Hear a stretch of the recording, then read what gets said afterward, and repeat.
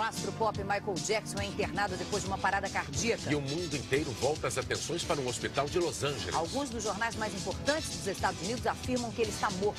O hospital e a família não confirmam oficialmente. To Jackson's death. What do you have for us? Oh, well, you know, Michael Jackson's death sent a flood of Twitters on, the website Twitter. It's the social networking site, and it's been really flooded with all sorts of reactions to the news. Initially of his hospitalization, and then after that, when the news broke that he was indeed dead, it was confirmed. There was absolutely a flood of emails. In fact, it was so flooded that Twitter actually froze for a while. It was very difficult to get on the site for a couple of hours, and even if you did manage to get on, there were frequent crashes and freezes.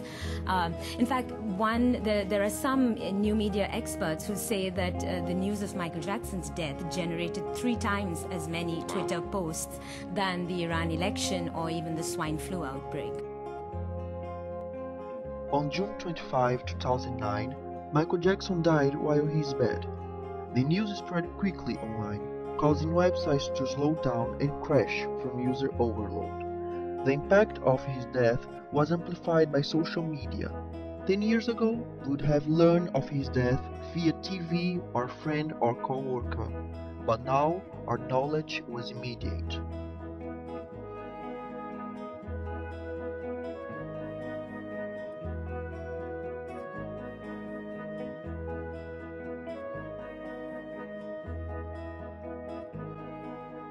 Nowadays, people are getting more and more concerned with what's happening around them.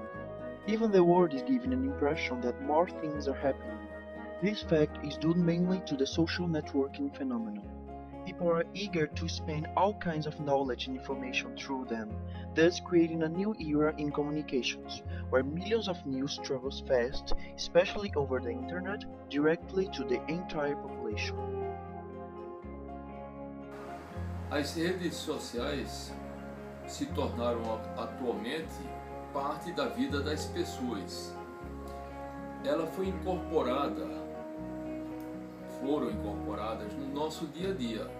Qualquer notícia que ocorra em qualquer parte do planeta, imediatamente é de conhecimento público. Com isso, podemos afirmar categoricamente que o mundo se tornou pequeno, se tornou uma aldeia única. A vida de milhões de pessoas é compartilhada instantaneamente. Great events are propagated to all of the society long before it has been reported on television or radio, that were considered a while ago as a primary means of communication. Over the past few days, the American people have watched the situation unfolding in Egypt. We've seen enormous demonstrations by the Egyptian people. We've borne witness to the beginning of a new chapter in the history of a great country and a longtime partner of the United States. The peaceful Egyptian revolution had a distinct goal, but no clear leader. Yet from the masses, a handful emerges, including Wael Ghonim. His tweets offered both a narrative and a nudge to protesters. Just in Egypt, Facebook has 5 million total users. 1 million of them use Facebook on their mobile devices. This is important. Since the unrest began, 32,000 new Egyptian groups have been formed on Facebook, and 14,000 new individual pages have been formed on Facebook. That's one way to look at it. Everything was based on, we could know everything about what was happening in the revolution in Egypt last year, just by searching in Twitter or Facebook, for instance. And this is also a problem for some dictatorships. For instance, in China or some other countries with dictatorships, the commanders try to, how can I say, to avoid the users to talk badly or make some wrong comments in their conception about their regime. So yeah, it's really important. It has changed, and it's gonna be even more important in the near future for us. Social media is about people. It's about us. If you know that popular saying, what happens in Vegas stays in Vegas, the last word might now have been switched to Facebook, or Twitter, or Flickr, more likely to YouTube. Social media is about connections, new relationships. It's about a whole new world interconnected. Did you know that 1 in 5 couples meet online and 3 in 5 gay couples meet online? And even on divorces, 1 in 5 of them are blamed on Facebook. It affects your offline behavior in a way that no other thing does. It's everywhere and in everyone, and it's our new culture, our new way of living. Hey, Mama. This global interaction is so big that we can even say that Facebook for our culture is the third largest. Yes, it's indeed that important. Come on, baby.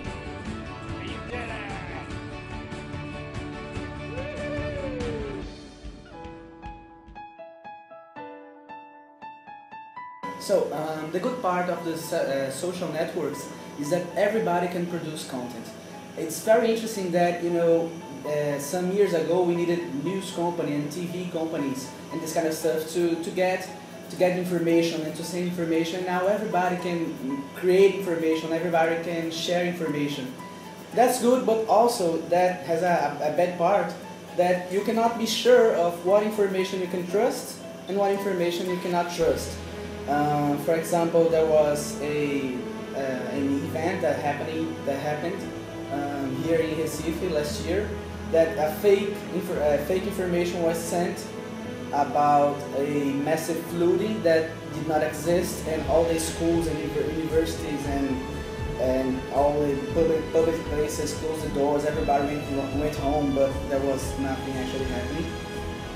But also there is this bad thing that wrong news can be shared, but also really important news or really meaningful news also can be shared on the social networks.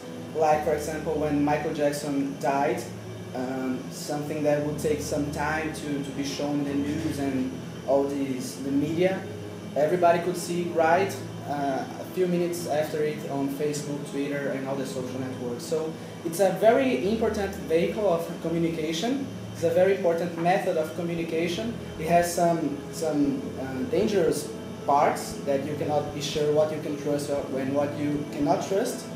But it's very important and it's very helpful for the overall community of the 21st century. Bom, essa questão de redes sociais, talvez venha a ser a contribuição mais revolucionária da internet, né? Mas assim, na verdade, eu acho muito interessante falar de redes sociais, porque a sociedade sempre foi uma rede, né? Uma rede de indivíduos, rede de empresas. Então, assim, interessante porque esse paradigma de rede fica bem natural para todo mundo conversar sobre o paradigma de rede. Quer dizer, as pessoas sabem que nós estamos interconectados e estamos todos imersos num complexo gigantesco, né? Sobre o qual a gente não tem realmente controle.